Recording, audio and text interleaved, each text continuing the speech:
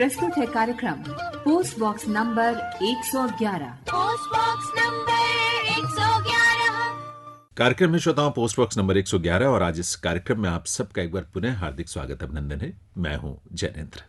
Post box number 111 आप जानते हैं कि माननीय प्रधानमंत्री महोदय के मन की बात के विभिन्न बिंदुओं का विस्तार है और उस विस्तार में हमें बहुत सारी चिंताएं भी नजर आती हैं, लेकिन रोशनी भी नजर आती है। कुछ न कुछ ऐसी आशा भरी किरण नजर आती है जहां हमें लगता है कि नहीं, स्थिति भले खराब हो लेकिन फिर भी हमें उम्मीद नहीं छोड़नी चाहिए और कोशिश अपनी थोड़ी तेज करनी चाहिए, क्योंकि स्थितियां बिगड़ती गई हैं, उनको संभालने में, उनको सहेजने में समय तो लगेगा। अगर हम पानी की ही बात करें, और पानी की बात हमने पहले भी बहुत बार की है, लेकिन आज हम तालाबों की बात कर रहे हैं।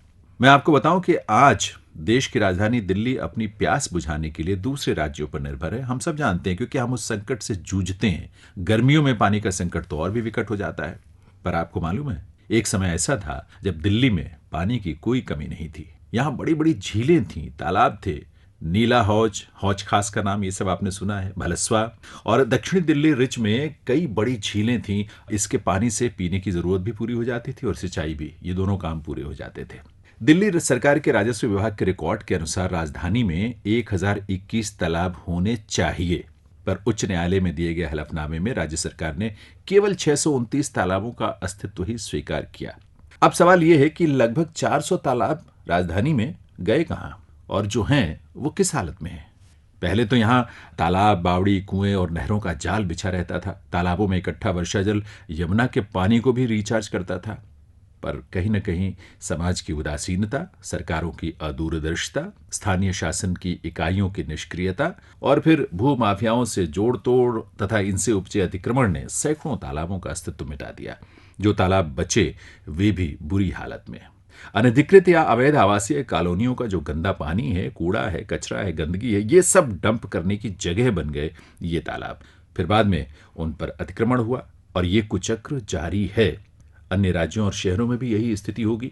और नीति आयोग का एक आकलन है, चिंतित करने वाला है, क्योंकि इनका कहना है कि इस साल के अंत तक 21 बड़े शहरों से भूजल पूरी तरह खत्म हो जाएगा। अब ये कितनी बड़ी चिंता की बात है, आप समझ सकते हैं।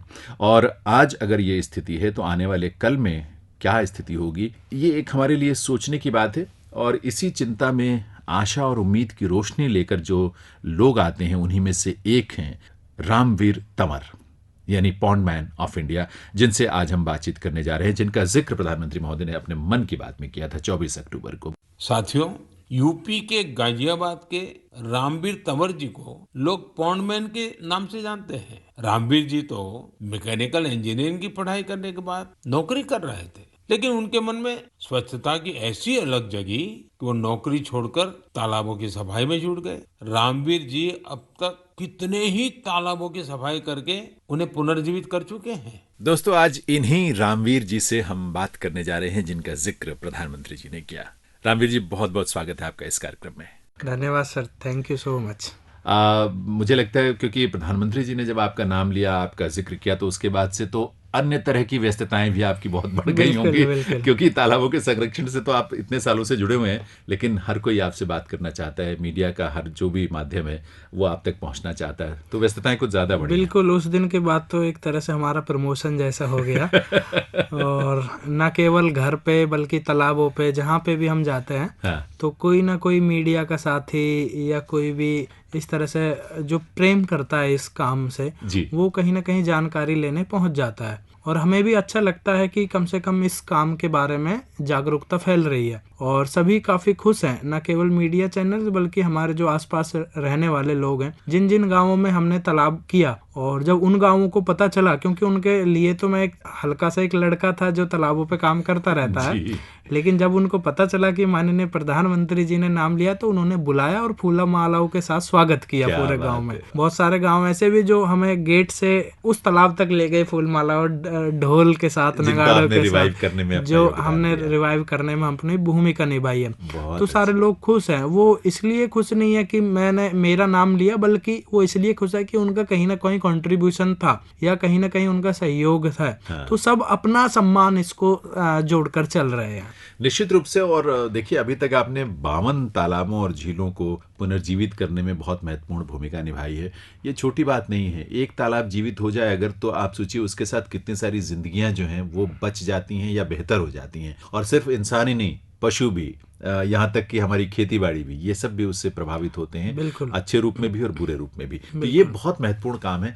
पर आपको ये कैसे रामवीर जी लगा कि आपको यही काम करना चाहिए? आप तो मतलब अच्छी खासी पढ़ाई में थे, बीटेक, एमटेक, क्या क्या कर रहे थे आप? मैकेनिकल इंजीनियर प्रधानमंत्री जी ने बताया। जब स्कूल पढ़ा रहे थे तो तब वहाँ पे क्योंकि इस तरह की चर्चाएं होती थी कि आजकल गांव में जो समरसेबल पंप लग गए हैं, उतने पानी बर्बाद उतना ज्यादा होता है, तो हमारी जिम्मेदारी बनती है कि क्यों ना हम इस टॉपिक पे चर्चा करें। तो वहीं से ये चर्चा शुरू हुई और हमने डिसीजन किया कि इस वीकेंड पे, क्योंकि हमारी पढ़ाई भी प्रभावित ना हो, तो इस वीकेंड पे हम जो है एक पैम्पलेट लिखेंगे बैठ के, उस पे एक अच्छा मोटी मोटी भाषा में एक संदेश लिखेंगे और उसको घर घर दे के आएंगे कि भाई पानी आप इस तरह से कम बर्बाद कर सकते हैं या इस तरह से आप पानी बचा सकते हैं, और उसका बचाने का ये फायदा होगा भविष्य में और बर्बाद करने का ये नुकसान होगा। तो वो हमने बांटना शुरू किया। उससे कुछ लोगों का रेस्पॉन्स काफ़ी अच्छा आया, हमें भी मोटिवेशन मिला, और इसी तरह से हमने अगले 1-2 बार वीकेंड में सोचा कि चलो गांव वालों को एक ही जगह पे बुलाते हैं, इस टॉपिक पे चर्चा करते हैं। तो चर्चा की, उसका नाम हमने रखा जल चौपाल।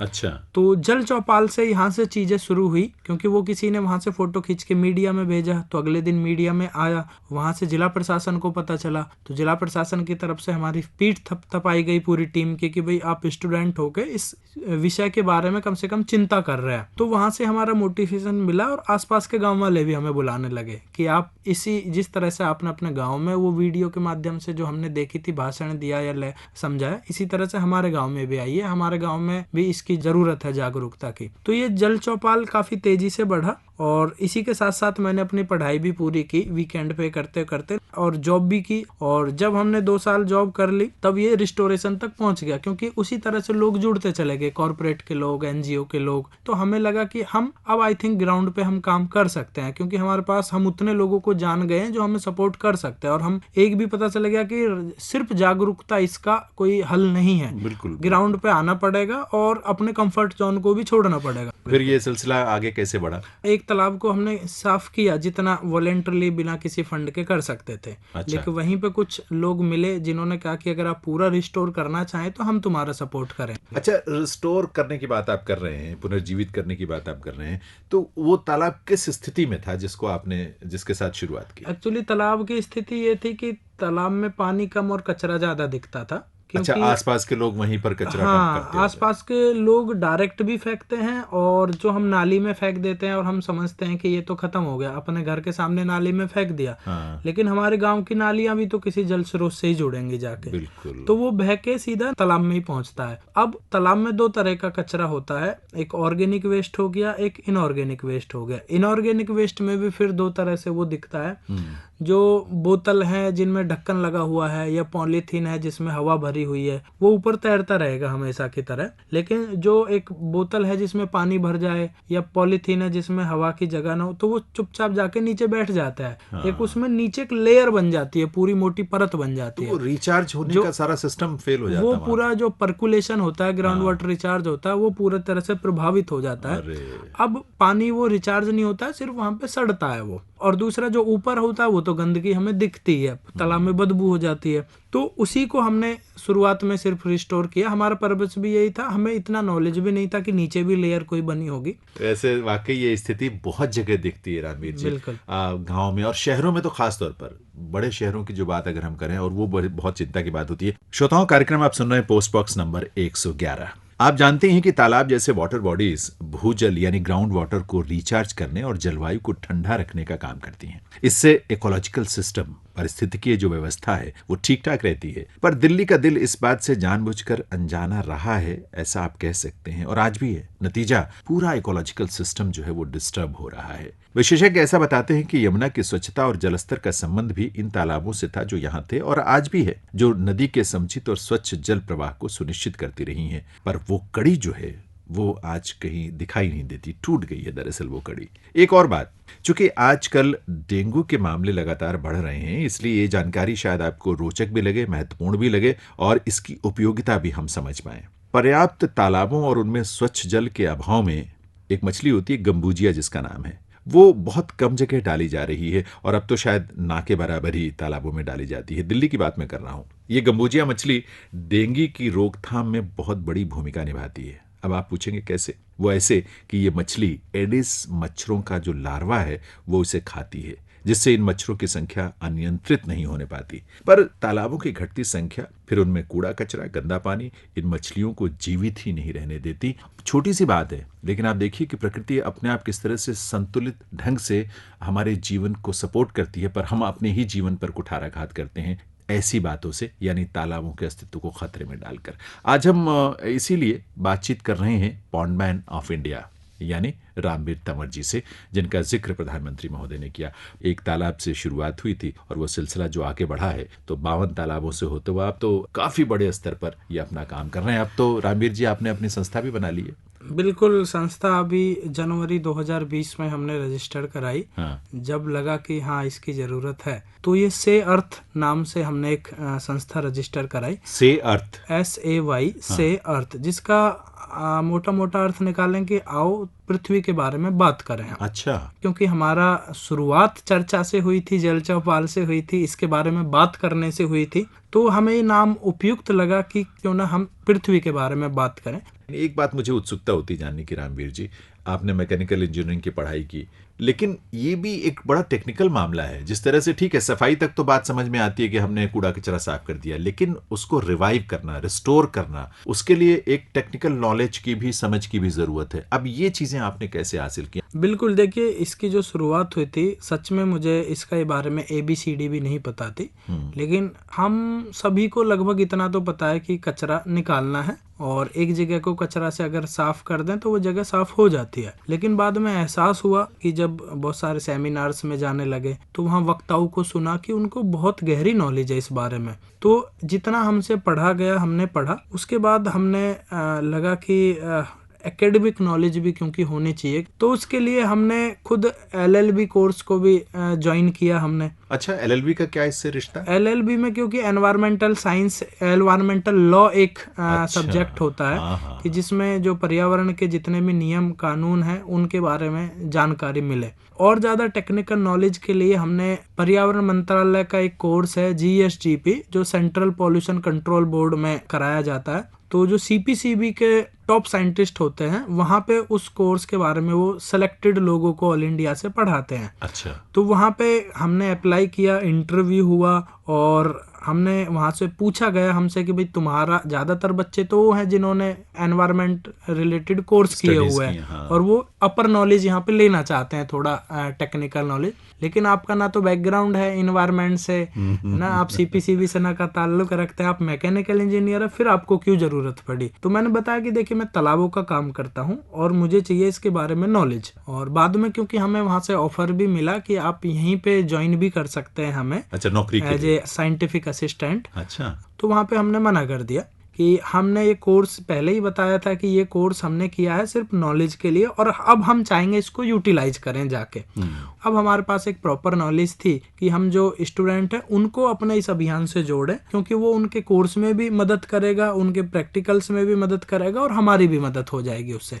तो इस तरह से हमने इसकी साइंटिफिक और टेक्निकल नॉलेज ली। इससे ये भी पता लगता है रामवीर जी कि आप बड़ी शिद्दत से, पूरी डेडिकेशन के साथ, समर्पण के साथ इस फील्ड में अपना काम करना चाहते हैं। लेकिन ये भी लगता है कि अभी तो बिल्कुल युवा हैं, यंग हैं आप, और पढ़ाई पूरी करके सीधे आप इसी फील्ड में आ गए, तो ये चिंता भी तो रहती है कि आपकी रोजी रोटी, आजीविका, परिवार, ये सब कैसे मैनेज करते हैं आप? बिल्कुल, देखिए शुरुआत में तो बड़ी कठिनाई हुई थी। हाँ। क्योंकि घर वाले बिल्कुल इसके खिलाफ थे डिसीजन के, और सबसे बड़ी बात यह है कि मैं अपने परिवार का, घर परिवार का पहला ऐसा सदस्य था जो 10th क्लास के बाद भी जिसने पढ़ाई की। अच्छा। हाँ, नहीं तो मम्मी ने कभी स्कूल नहीं देखा, पापा 9th तक है, बड़े भैया ने 10th पास की हुई है और इसके अलावा कोई है नहीं। एक उम्मीद थी कि अब लड़का कम से कम 12वीं पास हो गया तो कॉलेज तक जाएगा और नाम रोशन करेगा हमारा। हाँ। और जिस टाइम मेरी MNC में जॉब लगी तो बड़ी खुशी का माहौल था पूरे घर में, लेकिन इतनी हिम्मत अब कैसे दिखाऊं मैं कि नहीं मैं तो जॉब छोड़ रहा हूँ। हाँ। और इतनी सी बात के लिए जॉब छोड़ रहा हूँ कि तालाब गंदे है ना, तालाबों को साफ करना है, तो उनको बड़ा धक्का लगता। तो लेकिन मैंने जॉब छोड़ दी। मैं जॉब के साथ इसलिए ये काम कर पा रहा था क्योंकि उसका ऑफिस टाइम था सुबह 5 बजे से 2 बजे तक। अच्छा। 2 बजे के बाद तो पूरा दिन बचता था मेरे पास कि मैं इस तरह की एक्टिविटीज कर सकूं, चाहे जल चौपाल, क्लीन ड्राइव्स में। लेकिन फिर मुझे लगा कि अब जब तक पूरी तरह से किसी काम में इन्वॉल्व ना हो, ना तो खुद की प्रगति होती है, ना आप उस काम को एक हद तक ले जा सकते हैं। तो 2-3 महीने तक तो मैं जिस टाइम ऑफिस के लिए घर से निकलता था और जिस टाइम आता था, सेम उसी टाइम घर से निकला और सेम टाइम जॉब छोड़ने के बाद भी। अच्छा। ताकि घर वालों को शक ना हो कि मैंने जॉब छोड़ दी। आपने बताया नहीं था तब तक? नहीं बताया, मुझे में हिम्मत नहीं आई कि मैं जॉब छोड़ दी। सच। लेकिन फिर मैंने धीरे धीरे माहौल बनाना शुरू किया कि वो जॉब अच्छी नहीं है, उसमें हो सकता है मुझे झारखंड भेज दे। है ना। तो जब क्योंकि वो खुद ही कहने लगे, है ना। अच्छा। कि अब फिर हमारी देखरेख कौन करेगा, तुमको दूसरी जॉब ढूंढनी शुरू कर दो। है ना। तो फिर मैंने अचानक से बोला कि मैंने शुरू कर दिया। उस दौरान मैंने क्या किया ना, धीरे धीरे अपने बच्चों को फिर से इकट्ठा करना शुरू किया जिनको मैंने पढ़ाया था। हाँ। क्योंकि अब तो वो तो जा चुके थे पढ़ के। तो क्योंकि मुझे लगा कि एकदम क्राइसिस आएगी, फाइनेंशियल क्राइसिस आएगी, तो उसको कैसे मैं देखूंगा। तो मैंने बच्चों को पढ़ाया ताकि कुछ दिन मेरा ये बैलेंस हो सके। एक टाइम मुझे लगा बीच में कि जॉब शायद छोड़ के बहुत बड़ी गलती कर दी है, क्योंकि वो जो पॉकेट मनी सेव करी थी वो सारी खर्च हो गई। मैं खुद ही उसी कंपनी में वापस भी गया एक दिन गुस्से में। अच्छा। है ना। कि मैंने HR से बोला कि मुझे जॉब चाहिए फिर से। फिर मैंने सोचा कि ठीक है, इसी काम को थोड़ा सस्टेनेबल बनाना पड़ेगा। तो ये तब मैंने कोर्सेज वगैरह ज्वाइन किए कि टेक्निकल नॉलेज हो जाएगी तो हो सकता है मैं किसी को पढ़ा सकूं इस बारे में। अच्छा, जब आपने जॉब छोड़ा तो आपकी शादी हो चुकी थी या बाद हाँ, में? मेरी शादी हो चुकी थी। शादी भी हो चुकी थी। मेरी शादी बड़ी जल्दी हो गई थी। हाँ। हालांकि मैंने इस बात को हमेशा छिपाए रखा कॉलेज में, और क्योंकि मेरी शादी 2nd ईयर में ही हो गई थी जब मैं 12वीं के बाद जाता था कॉलेज पढ़ने। आमतौर पर गांव में उसी तरह से हो जाती है। हाँ। लेकिन कॉलेज में और ऑफिस में कोई मजाक ना उड़ाए, क्योंकि जिनको पता चला था उन्होंने काफी मजाक उड़ाया। हाँ। तो फिर मैंने धीरे धीरे ये बताना बंद कर दिया कि मेरी शादी हो गई है। तो लेकिन एक चीज रामवीर जी है ना कि देखिए, एक जिम्मेदारी तो वो भी थी कि आप शादी हो चुकी है, आपकी पत्नी है। खैर, अब तो मेरा ख्याल है बच्चे भी हैं आपके। 2 बच्चे? जी, 2 बच्चे हैं। कितने बड़े? एक 5 साल की है। हाँ। और एक 3 साल का। इस तरह से हैं। अच्छा। छोटे छोटे बच्चे हैं मेरे। हाँ। देखिए, अब मेरी भी आजीविका ढंग से चल रही है और करीबन हमारे पास 10 से 12 ऐसे लोग भी हैं जिनको मैं सैलरी देता हूँ। अच्छा। जो सुपरवाइजर हैं, मैनेजर हैं, कंसल्टेंट्स हैं। तो क्योंकि अब हमें एक अच्छा लोग सपोर्ट भी करते हैं, कॉर्पोरेट सपोर्ट करते हैं, हमारी NGO को फंडिंग मिलती है। रेगुलर ग्रांट या फंडिंग आपकी हो जाती है उस तरह हाँ, ये प्रोजेक्ट की तरह होती है कि हम कोई एक तालाब सेलेक्ट करते हैं। हाँ। उसको फिर कॉर्पोरेट्स को डिफरेंट CSR के अंतर्गत जो हमारी मदद करने को तैयार हो, तो वो भेजते हैं, एक फंड देते हैं। हाँ। उसमें फिर हमारे जो वर्कर हैं, सैलरी पे जो हमने रखे हैं, सुपरवाइजर्स हैं, तो उनको हम अच्छा खासा पे करते हैं। श्रोताओं, पोस्ट बॉक्स नंबर 111 कार्यक्रम आप सुन रहे हैं और आज हम बात कर रहे हैं तालाबों को लेकर जो हमारी चिंताएं हैं और तालाबों को लेकर जो कोशिश हो रही है। देखिए, ये एक संस्था, 2 संस्था, कुछ व्यक्ति मिलकर इस काम को नहीं कर सकते। ये पूरे समाज की जिम्मेदारी है। अब अगर हम अपने दिल्ली का जो हमारा पड़ोसी राज्य है उत्तर प्रदेश, और दिल्ली से सटा हुआ जो जिला है गाजियाबाद, वहां से कुछ जो आशा भरी खबरें आई हैं। प्रधानमंत्री जी ने जब जिक्र किया रामवीर तंवर जी का, तो वहां के बारे में जानने की उत्सुकता तो जरूर हुई, क्योंकि वहां रईसपुर में तालाब की स्थिति जो बहुत बदहाल थी। रईसपुर वहां का ब्लॉक है। तो एक समय तो ऐसा आया था कि वो बिल्कुल तालाब जो है वो कूड़े घर की तरह दिखने लगा था। रईसपुर में 4 तालाब हैं और इन तालाबों से कुम्हार मिट्टी लाकर बर्तन भी बनाते थे। रामवीर जी, मुझे एक बड़ी इंटरेस्टिंग बात लगी, लेकिन चिंतित करने वाली बात थी कि वो तालाब जब गंदे हुए, कचरे के ढेर उसमें जब भर गए, वो तालाब इतना ज्यादा प्रदूषित हो गया कि वहां की मिट्टी भी मिट्टी के बर्तन बनाने लायक नहीं रही। तो कुम्हारों के लिए, उनके सामने भी जीवन का एक संकट खड़ा हो गया था। तो ये चीजें आपने जो शुरुआत की, वो मुझे लगता है कि बहुत तरह से समाज के अलग अलग वर्गों के लिए हितकारी है, लेकिन ओवरऑल हमारे अस्तित्व के लिए वो बहुत जरूरी था। तो आपने गाजियाबाद में वो कौन सी जगह था जहां पर ये पहला तालाब आपने चुना था? ये गाजियाबाद में नहीं था, ये दरअसल गौतम बुद्ध नगर का पहला तालाब। अच्छा, आपका जो मूल निवास है वो तो गौतम बुद्ध नगर में हाँ, है। कौन सा गांव? ये डाढ़ा गांव है। अच्छा, तो उसके बाद गाजियाबाद में आपने काफी काम किया? उसके बाद तो गाजियाबाद और बहुत सारे अलग अलग जनपदों में भी हमने काम किया है। चूंकि बहुत अच्छे व्यवस्थित ढंग से आप काम कर रहे हैं चीज़ों को लेकर, जिसको कहते हैं प्रोफेशनली उसको करने की कोशिश कर रहे हैं, समाज का और प्रशासन का क्या उसमें रोल है और किस रूप में आप उसको देखते हैं? आपकी अपेक्षा के अनुकूल है या कुछ चिंतित करने वाली चुनौतियां हैं वहाँ? देखिए, समाज और प्रशासन दोनों में दोनों तरह के ही लोग हैं, और क्योंकि मैं खुद भी समाज का हिस्सा हूँ, बिल्कुल, तो मैं कर रहा हूँ या तालाबों का जीर्णोद्धार तो मतलब समाज कर रहा है, और यदि समाज तालाबों पर कब्जा करके उनको डंपिंग यार्ड बनाकर ख़त्म कर रहा है तो मतलब मैं भी उसका एक हिस्सा हूँ। लेकिन समाज में अभी जो कमी है वो आई थिंक एजुकेशन की है, एक अवेयरनेस की है, और एक बड़ी मतलब अंधी दौड़ हमारे बीच में है कि जो पर्यावरण को बिल्कुल इग्नोर कर रहे हैं हम सब।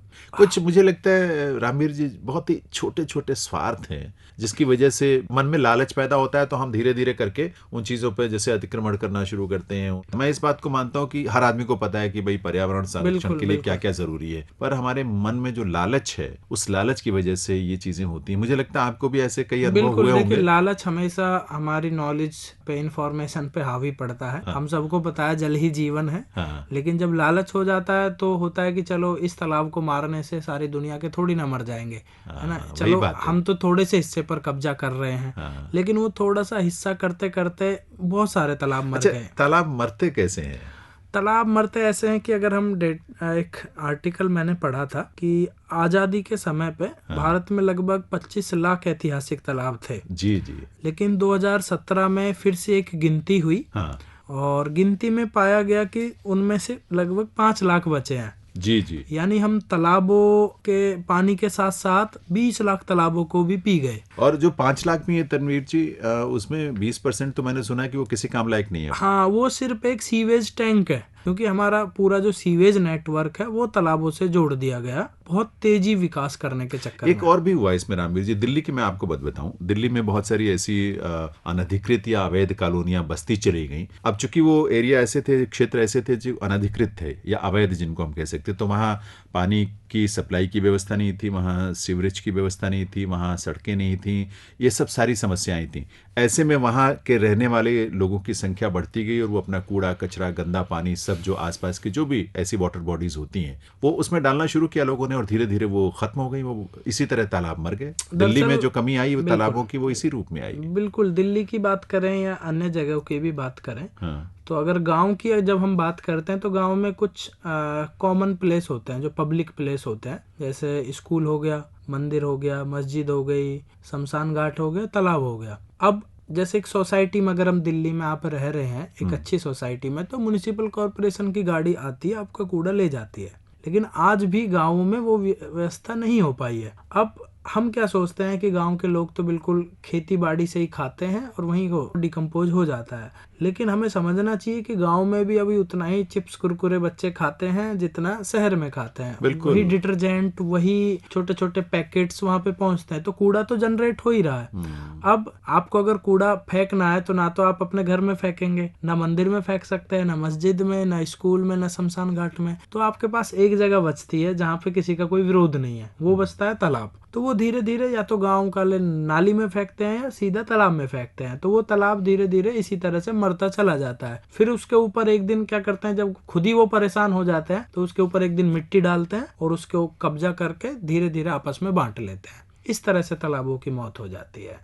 तो अब इतनी बड़ी संख्या में इस तरह के तालाब जो है अस्तित्वहीन हो गए या खत्म हो गए, इसका आपको क्या लगता है कि गांव में इस तरह के कूड़े कचरे का क्या प्रबंधन हो सकता है? अभी तो धीरे धीरे जब से माननीय प्रधानमंत्री जी ने स्वच्छ भारत अभियान किया है, तो अब धीरे धीरे जागरूकता बढ़ रही है और इसमें हमें भी मदद मिली है लोगों को समझाने में। अब क्योंकि हम उनको उदाहरण देते हैं कि स्वच्छ भारत अभियान का माननीय प्रधानमंत्री जी ने जो संदेश दिए हैं पूरे देशवासियों को, वो हमारे काफी काम आते हैं। और अब धीरे धीरे जो है ज्यादातर गांवों में ट्रैक्टर पहुंचने लगे हैं जो उस कूड़े को उठा के ले जाते हैं। तो ये कहीं ना कहीं शुरुआत एक हुई है और उससे काफी निष्कर्ष पे भी ये चीजें पहुंच रही हैं कि तालाबों तक कूड़ा कम पहुंचे। अच्छा, वहाँ अगर कूड़े को थोड़ा सा छांट कर रख लें, जो रिसाइकिल हो सकता है या जो डिकम्पोज हो सकता है, उसकी वो तो वहाँ पे ठीक है, सड़ जाएगा। वही सॉल्यूशन भी है। हाँ। वही सिर्फ एकमात्र सॉल्यूशन है। अदरवाइज तो डंपिंग यार्ड बनते रहेंगे, वहाँ पे कूड़ा पहुंचता रहेगा, फिर एक बड़ा कूड़े का पहाड़ बनेगा और इस तरह से पूरी धरती कूड़े का पहाड़ बन जाएगी। इसका सिर्फ एक ही सॉल्यूशन है, वो है सेग्रीगेशन।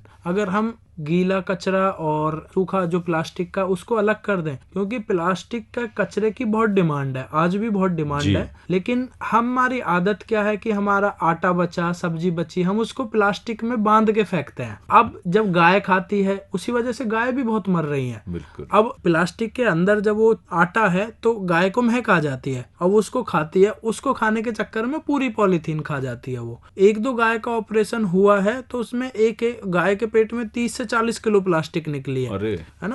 आप सड़कों पे देखिए, इतनी सारी गाय पन्नियां खाती रहती है। वो क्यों पन्नी खाती है? पन्नी खाने का शौक नहीं है उनको, पन्नी के अंदर जो ऑर्गेनिक वेस्ट बंद है उसमें, चाहे केले का छिलका है या आटा है, उसको वो पसंद करती हैं, इसलिए वो उसको खा जाती है। अगर सेग्रीगेट कर दें, हमारे पास आज वेस्ट टू एनर्जी के प्लांट हैं विद्युत बनाने के लिए, वहां पे आप आश्चर्यचकित रह जाएंगे। तो उनका एक स्टडी हुई है, भारत का सिर्फ 13% कूड़ा उनमें यूज करने लायक है, जो कूड़ा निकलता है। अदरवाइज तो जो बचा हुआ कूड़ा है उससे उनकी जो कैलोरीफिक वैल्यू है वो नहीं आ पा रही है। कई हमारे वेस्ट टू एनर्जी प्लांट तो विदेश से कूड़ा मंगाते हैं जी, क्योंकि विदेश में जो कूड़ा है वो पूरी तरह से सेग्रीगेटेड है। प्लास्टिक हमारे यहाँ पे प्रॉब्लम नहीं है, अगर प्लास्टिक को अलग कर दें तो सारे वेस्ट टू एनर्जी के प्लांट वाले ले जाएंगे और उसको बिजली बनाएंगे। लेकिन जब उसके अंदर आटा बंद रहता है तो वो जलता नहीं है अच्छे से, और जलता नहीं है तो उससे कैलोरीफिक वैल्यू नहीं निकलती है, और जो वो नहीं निकलती है तो इलेक्ट्रिसिटी जनरेट नहीं होती है, और उनके जो संयंत्र के प्लांट्स हैं, उनके जो पाइप्स हैं, वो सारे खराब हो जाते हैं। उससे बहुत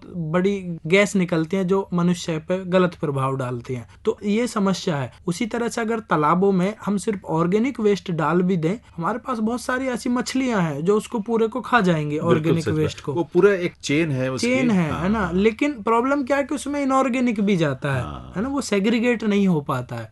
अभी जैसे आप एक मछली के बारे में बात कर रहे थे, तो एक ग्रास कार्प एक मछली है, उसमें किसी भी तरह की जो एक्वेटिक वीड होती है, घास हो जाती है, जलकुंभी, आज बहुत सारे तालाब जलकुंभियों से भरे पड़े हैं, तो डक वीड है, छोटी छोटी काई, अगर उसमें छोड़ दें तो सारा खा जाएगी वो, है ना। अच्छा, उसका भी जीवन उससे चल जाएगा और तालाब का जीवन चल जाएगा ना, लोगों को रोजगार मिल जाएगा। अच्छा, जो आपने जो सफाई की जिन तालाबों की, पर वो बना रहे वो आगे भी, उसकी क्या व्यवस्था हो पाती ये है? आज भी सबसे बड़ा हमारे सामने एक चैलेंज है। वही मुझे लगता है शुरू से ही चैलेंज था, क्योंकि बहुत सारे तालाब हैं जिनको हमने साफ कर दिया था, बिल्कुल सुंदर बना दिया था, लेकिन आज हमारे अंदर कहीं ना कहीं एक आदत पनप गई है। आप मान सकते हैं कि बाय डिफॉल्ट एक सॉफ्टवेयर इंस्टॉल हो गया दिमाग में कूड़ा तालाब में ही फेंकना है, या नहीं फेंकेंगे तो वो पहुंच जाएगा वहां तक। इस वजह से तालाब फिर से गंदे हो जाते हैं। अब क्योंकि मैं भी एक उतनी बड़ी, हमारे पास कोई हजारों या लाखों लोगों की टीम नहीं है कि हम, क्योंकि ये समाज की गलती है तो हम समाज की तरह ही उसको सुधारते हैं। ये मैं अपनी गलती भी इसको मानकर चलता हूँ हमेशा,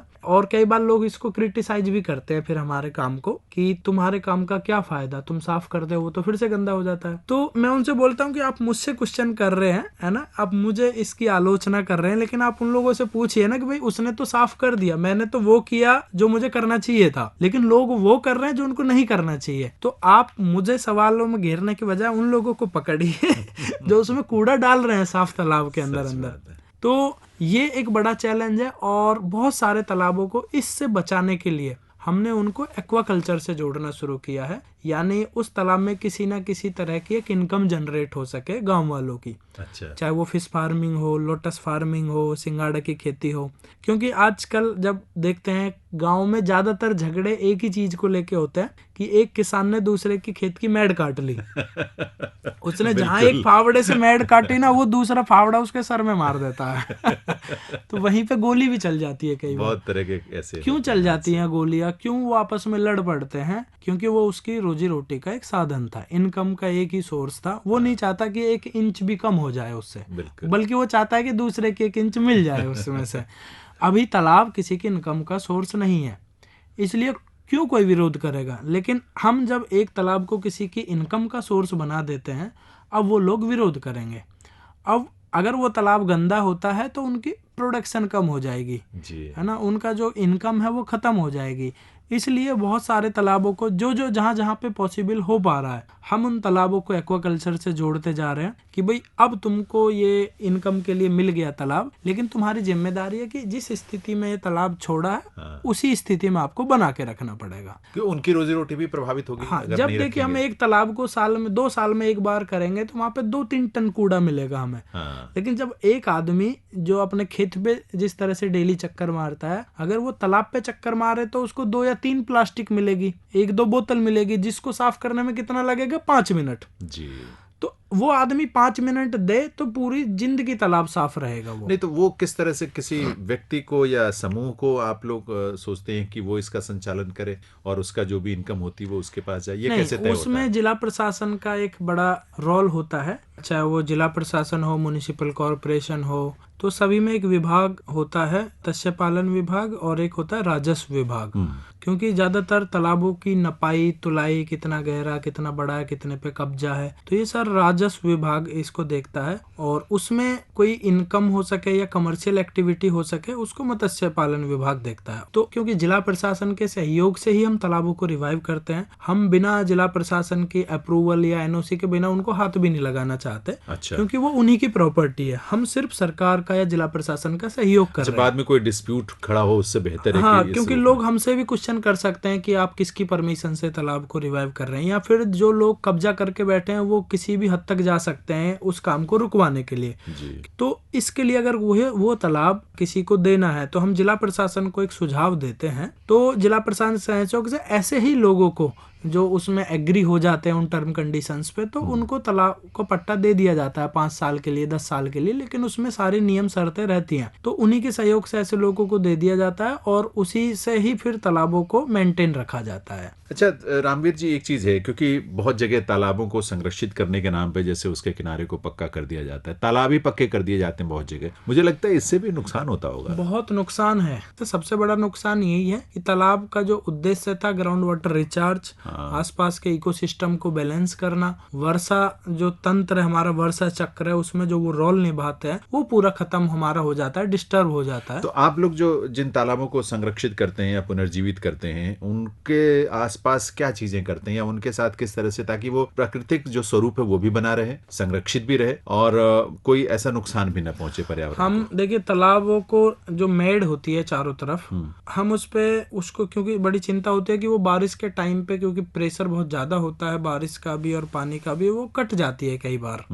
तो उसके लिए एक घास है वेटिवर ग्रास। अच्छा। उसके चारों तरफ एक वेटिवर ग्रास हम लगाते हैं। वेटिवर ग्रास लगाने के नतीजा होता है कि जो मिट्टी का कटाव है उसकी जड़ें पूरे कटाव को रोक लेती हैं। इसके लिए हम कई बार एक सीढ़ी तालाब के अंदर फालतू भी बना के चलते हैं, ताकि पानी आएगा तो लगभग 3 से 4 फीट वो कट जाएगी। और ये जो वेटिवर ग्रास है, लेमन ग्रास है, सिर्फ ये मिट्टी के कटाव को नहीं रोकती है, इससे मेडिसिनल बहुत सारे फायदे हैं हमको। दूसरी चीज, अभी तालाब का हमें फेंसिंग करनी है। एक फेंसिंग नहीं करेंगे तो लोग फिर से एंक्रोचमेंट करेंगे, अगली तरफ बढ़ेंगे। एक फेंसिंग तो ये है कि हम पिलर लगाएं, उसमें तार बांध दे तो फेंसिंग हो गई। हम अब प्रयास कर रहे हैं कि कैसे नेचुरल फेंसिंग हो सके उसकी, क्योंकि उसको तो उखाड़ के ले जाता है कोई, या भविष्य में वो टूट जाते हैं। तो तालाब के चारों तरफ हमने बांस लगाना शुरू किया है। अच्छा। बांस क्या है, 2-4 साल में वो बड़ा झाड़ बन जाता है। हाँ। और आपस में वो इस तरह से मिल जाता है कि वो उसमें अंदर कोई घुस नहीं सकता फिर। हाँ। इसलिए बहुत सारे ऐसे पेड़ों को हम वहाँ पे लगाते हैं जो तालाब के किनारे पे उपयुक्त हो। जैसे अगर आप देखें तो जो मछली पालन करते हैं किसान, वो तालाब के किनारे पे केले लगाते हैं। केले वो क्यों लगाते हैं कि जब भी उनकी मछली को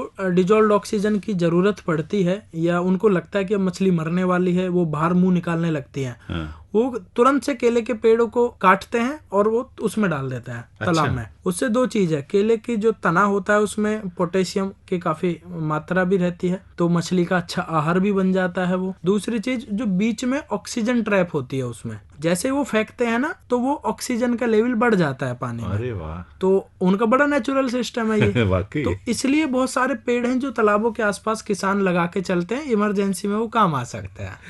आपका जो काम का विस्तार है गौतम बुद्ध नगर, गाजियाबाद, इससे बाहर निकलकर अभी कहाँ तक पहुंचा है, किस किस रूप में पहुंचा है और भविष्य की क्या योजनाएं हैं आपकी? बिल्कुल, देखिए हम डायरेक्ट और इनडायरेक्टली दोनों तरह से इसको एक्सपेंड कर रहे हैं। जैसे अभी सहारनपुर हो गया, बुलंदशहर हो गया, इधर हरियाणा के कुछ जिले हो गए, पलवल, मानेसर, फरीदाबाद वगैरह का दिल्ली हो सारा। गया, हाँ। है ना। तो इस चीज में हम अपने तालाबों को रिवाइव कर रहे हैं। एक तो ये है कि हम खुद जाके रिवाइव करते हैं, दूसरा ये है कि बहुत सारे हमारी तरह छोटी छोटी एनजीओज हैं और युवाओं के ग्रुप हैं जो यही काम करना चाहते हैं और कर भी रहे हैं अपने स्तर पर छोटा मोटा, लेकिन हम चाहते हैं कि उनका काम बढ़े और वो तालाबों को रिवाइव करें, तो हम जाके उनका सहयोग करते हैं। तो इस तरह से ये ऑल इंडिया लेवल पे अभी फैल चुका है। तीसरा एक हमारा एक कैंपेन है सेल्फी विद पॉन्ड, ये 2018 में शुरू किया था। इसका उद्देश्य वैसे ये था कि ना तो देखो युवाओं को ऐसी पता है कि कहाँ है रामवीर तंवर, कौन है, ना हमारे पास ऐसी कोई दिव्य शक्ति है कि उन युवाओं को ढूंढ सके जो तालाब के बारे में सच में चिंतन करते हैं। तो इसके लिए हमने, और ज्यादातर युवा अभी सोशल मीडिया पे मिलेंगे, तो हमने एक कैंपेन शुरू किया #सेल्फी विद पॉन्ड। और इसका जो हमें प्रेरणा मिली वो माननीय प्रधानमंत्री जी ने उसी 1-2 साल पहले कैंपेन शुरू किया था सेल्फी विद डॉटर। तो उससे प्रेरणा लेके हमने कैंपेन शुरू किया और मुझे उम्मीद थी कि अपने जिले के आसपास के 2, 4, 10, 5 युवा का पता चल जाएगा कि जो सच में इस मुद्दे के बारे में संवेदनशील है। लेकिन ये बहुत बड़ा सफल एक कैंपेन हुआ और 10,000 से ज्यादा यंगस्टर्स ने इसमें सपोर्ट किया। न केवल यंगस्टर्स ने, हर तबके ने, हर उम्र के में। और यहाँ से निकल फिर जब उन्होंने सोशल मीडिया पे देखा तो अलग अलग लगभग 25 अलग अलग देशों से हमारे पास सेल्फी आई। अच्छा। चाहे वो ताइवान हो, इंडोनेशिया, अमेरिका, जापान, चाइना, बहुत सारे लोगों ने इसको एज ए कैंपेन समझकर इसको तालाबों के आसपास गए, वहां पे सेल्फी ली और #सेल्फी विद पॉन्ड के साथ हमारा सहयोग किया। इससे फायदा ये हुआ कि एक तो हमारे पास ऐसे जागरूक लोगों की एक लिस्ट आ गई, एक डेटा आ गया, हमने उनको फिर फोन करके, ईमेल करके उनसे जुड़ने का प्रयास किया। दूसरी अच्छी बात यह है, बहुत सारे युवाओं के ऐसे अजीब अजीब से फीडबैक भी आए कि जी मैं तो गुड़गांव में जॉब करता हूँ, वैसे मध्य प्रदेश से हूँ, और मैं आपके कैंपेन को सपोर्ट करने के लिए 4 साल बाद जब गांव गया तो मैंने देखा कि वहां तो तालाब है ही नहीं। या बहुत सारे लोगों ने ऐसी स्टोरी शेयर की कि जिस तालाब में मैं बचपन में ही निकल गया था गांव से बाहर, हमारी परिवार शहर में आ गया था, लेकिन आपके कैंपेन को सपोर्ट करने के लिए जब मैं गांव में गया तो वहां पे जिस तालाब में मैं नहाया था अभी तो उसके पास मुझसे खड़ा नहीं हुआ गया, उतना बदबू वहां से आ रहा था। यही मेरा उद्देश्य भी था कि कम से कम उन्हें पता चले कि जिन तालाबों के साथ आपका बचपन बीता है उनकी क्या स्थिति है अभी। सच बात। और कहीं ना कहीं ये कैंपेन उस बारे में कामयाब भी हुआ। बहुत अच्छी बात है। तो आप चलते चलते हमारे श्रोताओं से, हमारी तरफ से तो बहुत सारी दुआएं और शुभकामनाएं आपके लिए हैं, आपकी तरफ से श्रोताओं के लिए क्या है कहने को? बिल्कुल, देखिए मैं तो यही कहना चाहता हूं कि हमारे चाहे वो माननीय प्रधानमंत्री जी हों, उन्होंने भी 22 मार्च को एक कैंपेन लॉन्च किया था देश भर में, कैच द रेन। तो कैच द रेन का उद्देश्य भी यही था कि तालाबों तक पानी को पहुंचाया जाए या उनको रिवाइव किया जाए। दूसरी चीज, तालाब हमारी एक तरह से धरोहर है ना, ये विरासतें हैं। आज बहुत सारे यंगस्टर्स हैं, बहुत सारे लोग हैं जो अपने बुजुर्गों द्वारा जो छोड़ी गई चीजें हैं उनके लिए झगड़ते हैं, है ना, कि ये मेरा है या ये हमारा है। मैं कहता हूँ कि तालाब भी उन्हीं के द्वारा बनाए गए थे और इनको जब बनाया गया था जब हमारे पास जेसीबी मशीन नहीं थी, इनको जब बनाया गया था जब हमारे पास कंप्यूटर नहीं था, और जब भी इतनी परफेक्ट लोकेशन पे उनको बनाया गया कि सारा बारिश का पानी ऑटोमेटिक उधर ही आता है। तो ये हमारे लिए उनके द्वारा एक धरोहर छोड़ी गई थी और इस धरोहर को बचाने का मतलब है कि उनको सम्मान देना प्लस आने वाली पीढ़ियों को जीवन देना। तो फिर क्यों ना इस अच्छे काम में लगा जाए, क्यों ना इस अच्छे काम में अपनी भागीदारी निभाई जाए और क्यों ना हम मिलजुल कर इन तालाबों की रक्षा करें। बहुत सुंदर आपके विचार और आपका कृतित्व, सब कुछ बहुत सुंदर और बहुत प्रेरक है रामवीर तंवर जी। अब इतना कुछ आपने इतनी खूबसूरत बात कही है, इसके बाद कुछ भी कहने को बचता नहीं। मुझे लगता है सिर्फ सोचने और करने का वक्त है अब। और इसी उम्मीद के साथ श्रोताओं, आप सबकी तरफ से मैं पॉन्डमैन ऑफ इंडिया रामवीर तंवर जी का आभार व्यक्त करता हूँ। इस कार्यक्रम में आप आए, इतनी सारी बातचीत की, समय दिया, इसके लिए बहुत बहुत आभार रामवीर। धन्यवाद सर, मेरा सौभाग्य है कि आज मैं इस कार्यक्रम बनने का हिस्सा मिला मुझे, और आज मैं बेहद खुश हूँ, बल्कि हमारी पूरी जो सेअर्थ टीम है वो भी इस कार्यक्रम को सुनने के लिए बड़ी उत्सुक है। कितने लोग होंगे आपकी टीम में? हमारी टीम में जो एक्टिव सदस्य हैं, जो पूरी तरह से मेरी तरह जुटे रहते हैं रात दिन, वो हम करीबन 11 लोग हैं। अच्छा। उनमें मोहित रेलान जी है, हरिंदर तोमर है, देवांश है, अमित है, अंकुश है और रीना है। बहुत सारे लोग हैं जो मेरी तरह इस काम में जुटे रहते हैं, क्योंकि मैं उनके बिना ये काम नहीं कर पाता अगर उनका साथ नहीं होता। तो उन सभी को भी मैं बहुत बहुत धन्यवाद देना चाहता हूं कि वो शुरू से और अभी तक इस काम में जुटे हैं, और उम्मीद करता हूं कि इसी तरह हम मिलकर एक नया इतिहास बनाएंगे। तो पूरी टीम को हमारी तरफ से बहुत सारी शुभकामनाएं, बहुत बहुत धन्यवाद। श्रोताओं, छोटी छोटी चीजें होती हैं लेकिन जीवन के लिए बहुत महत्वपूर्ण है। जीवन यानी इस धरती के जीवन के लिए। हमारा जीवन तो बहुत छोटी बात है। अगर हम सृष्टि की बात करें, धरती की बात करें, आने वाली पीढ़ियों की बात करें, तो उस चीज को दृष्टि में रखकर आप अपने कामों को तय करें, उद्देश्यों को तय करें जीवन का। बहुत बहुत आभार आप सभी का। मंगल कामनाएं। जैनेंद्र को अनुमति दीजिए। नमस्कार।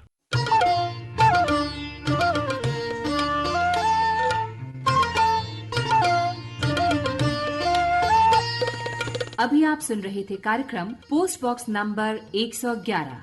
Post box number 111। इस कार्यक्रम के प्रस्तुतकर्ता थे जैनेंद्र सिंह।